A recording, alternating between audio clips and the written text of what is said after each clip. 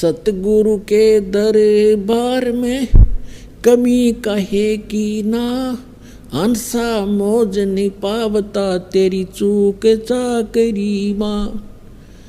इस सच्चे दरबार में, इस कबीर परमेश्वर के दरबार में, परमात्मा की शरण में किसी भी चीज की कमी नहीं। इस कबीर परमात्मा के डिक्शनरी में इम्पॉसिबल वर्ड नहीं है, ये वो समर्थ परमात्मा है। कहते मासा घटे ना तिल बधै विद ना लिखे जो लेख, और सच्चा सतगुरु मेट कर ऊपर मारे बेख।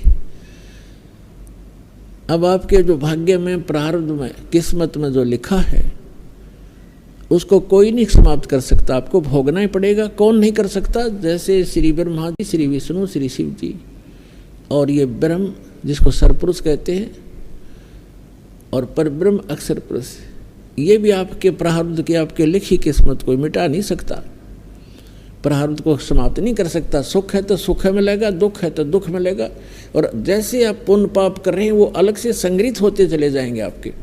जैसा कर्म करोगे वैसा ही मिलेगा। और परम अक्षर ब्रह्म सत्य पुरुष कबीर भगवान की शरण में जब आप आ जाओगे, आपके इस पाप कर्मों का नाश कर दिया जाएगा और शुभ शुभ शेष रह जाएंगे और आगे शुभ प्रारंभ हो जाएंगे। अब जैसे पहले किसान को ये औषधि प्राप्त नहीं थी, अब औषधि का एक खोज होगी है, डिस्कवरी होगी है कि ऐसी औषधि डाल दी जाती है फसल में जो घास को ख़त्म कर देती है, पौधा सुरक्षित रह जाता है। तो वो औषधि विद्यमान तो थी, वो गुण तो, वो मटेरियल तो सारे ही पदार्थ थे, लेकिन वो बनाने वाला नहीं था। अब वो बनाने वाला मिल गया, वो बना ली। तो इसी प्रकार परमेश्वर कबीर जी ने ये जड़ी बहुत पहले बनाकर रखी हुई थी, और हमारे कबीरपंथी भी इसको नहीं समझ सके, जिस कारण से हम अभी तक वही कर्म फल ही भोगते रहे। तो अब दास को दे दी वह औषधि जो आपके पापों का नाश कर सकती है आपके, क्योंकि दुख पाप से होता है। अब जो कष्ट आते हैं वो पाप के कारण आते हैं, और पाप नाश ही हो गया इस भक्ति से, फिर कष्ट कहाँ से आएंगे? जब कांटे से दुख होता है, फसल में कांटेदार झाड़ियाँ उग जाती थी, और वो दवाई ने वो पहले ख़त्म कर दी, स्टार्ट से ही बड़ी थी वो भी गला दी, जला दी, तो कांटे नहीं रहे, तो नुकसान हानि कहाँ से होगी? दर्द नहीं होगा। इसी प्रकार पुण्यात्माओं, इस समर्थ की शरण में आने से कहते हैं कि सतगुरु के दरबार में कमी काहे की ना, और हंसा मौज नहीं पावता तेरी चूक चाकरी में। अब कहने का भाव यह है कि यदि आपको लाभ नहीं हो रहा तो आपकी कोई मर्यादा में भंग है, या आपकी श्रद्धा ठीक नहीं बनी, आपकी चाकरी में चूक है, आपकी श्रद्धा या सेवा भक्ति में कोई त्रुटि बनी है। विचार कीजिए, जैसे एक ही खंभे से, एक ही ट्रांसफार्मर से और 10, 20, 50 घरों को, परिवारों को कनेक्शन मिला हुआ है। अन्य के पंखे चल रहे हैं, मोटर चल रही हैं, कूलर चल रहे हैं, और एक का नहीं चल रहा है, तो उसका कोई कनेक्शन लूज हो लिया या कट चुका है किसी कारणों से, उसकी वेरीफाई करो क्यों, किस कारण से कनेक्शन कटा, हमारे घर ये पावर क्यों नहीं आई। और पावर भी पहुंची हुई है तो आपके कोई पंखे या कूलर में डिफेक्ट है, आपकी फिटिंग में डिफेक्ट है, उसको ठीक कराइए। तो इसी प्रकार इस परमात्मा से उपदेश दीक्षा लेने के बाद आप जी मर्यादा जरूर अवश्य निभाएं। कबीर साहब कहते हैं, जब तक हंसा हमरी आना, काल लगे ना तेरा बाणा, पग पग पर यो तक तक मारे, काल अचानक बाना। अब क्या बताते हैं कि यो काल पग पग पर अचानक दुर्घटना कर देता है, कोई हानि कर देता है, जब इसका संस्कार हानि का होता है। और जब हम परमात्मा की शरण में आ जाएंगे और मर्यादा में रहेंगे तो परमात्मा कहते हैं, जब लग हंस हमारी आना, ये पुण्यात्मा, ये हंस हमारा भक्त जब तक हमारी आन माने मर्यादा में, आन कान में हमारी मर्यादा में रहेगा, और तब लगे न तेरा बाना, काल को कहते हैं कि हे काल, जब तक मेरा हंस मेरी मर्यादा में है तू अटैक नहीं कर पाएगा। तो हमने मर्यादा को बहुत महत्व देना पड़ेगा, परमात्मा कहते हैं। अब परमात्मा क्या बताते हैं कि जैसे ये मर्यादा आपकी इतनी कंपलसरी है, जो दास आपको नियम बताता है। जैसे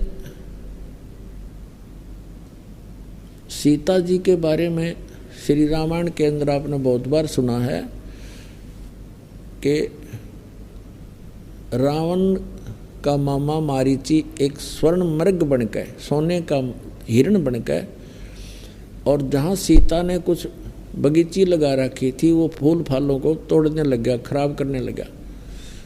और जो ही सीता की दृष्टि पड़ी वो सोने का मृग बहुत सुंदर लगा। उसने अपने पति से कहा कि इस मृग को मेरे लिए लाओ पकड़ के, जिंदा या मुर्दा, नहीं तो मैं अनशन कर दूंगी। अब राम विवश हुए और लक्ष्मण को कहकर चल पड़े कि ये मैं लाता हूँ, इसको जहाँ तक मैं प्राप्त होगा तू मत आना, और यहाँ सीता की सुरक्षा रखना, जंगल का काम है। श्री राम वाण लेकर चल पड़ा। मर्ग आगे चल के बहुत दूर ओझल हो गया, काफ़ी दूर निकल कर वहाँ से आकाशवाणी कर दी, हाय भाई मर गया, हाय भाई मर गया। तो लक्ष्मण और सीता ने दोनों ने सुनी आवाज़। तो सीता ने कहा कि तेरे भाई आपत्ति में है, आप जाइए और उसको बचाइए। लक्ष्मण ने कहा कि ये कोई जाल है, मेरे भाई पर कोई आपत्ति नहीं हो सकती, आपको पता नहीं है उनके सामर्थ्य का। लेकिन वो नहीं मानी और उल्टी सुल्टी कुछ उठ पटांग बातें कह दी कि तेरे मन में दोष है, तू चाहता वो मर जा, मुझे पत्नी बनाना चाहता है तो इसलिए नहीं जाना चाहता। इससे दुखी होकर वो सूरवीर कहने लगा कि माता ठीक है, आज तक ये मन में दोष भी नहीं था, पर आपने गलत बात बोल दी। पर एक काम करना, हम ये एक मंत्र बोल कर रेखा खींच कर जाता हूँ, इससे बाहर मत जाना, तुझे बाहर जाएगी तो हानि हो जाएगी। वो चला गया, पीछे से रावण आ गया।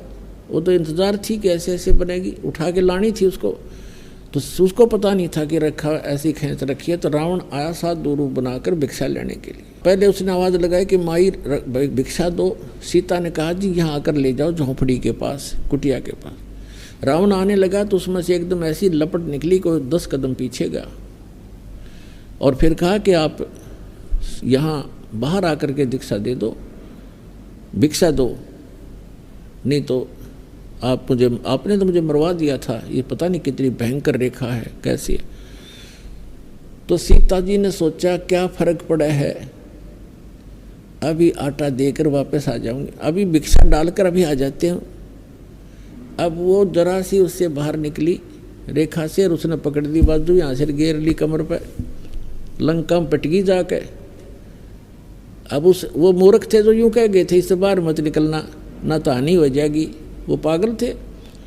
आप बिरान मट्टी करवाई, 12 वर्ष तक वहाँ पड़ी रही उसके अंदर, उस 9 लखे बाग में कैद बन के, और करोड़ों आदमी मरवा दिए जब जाकर पीछा छूटा। तो पुण्यात्माओं, ये मर्यादा जो परमात्मा की दो दास बताता है, इसको लक्ष्मण रेखा समझ लेना। इस लक्ष्मण रेखा के अंदर ये नहीं आ सकेगा, इससे बाहर जाओगे तो मार तुम आप खाओगे।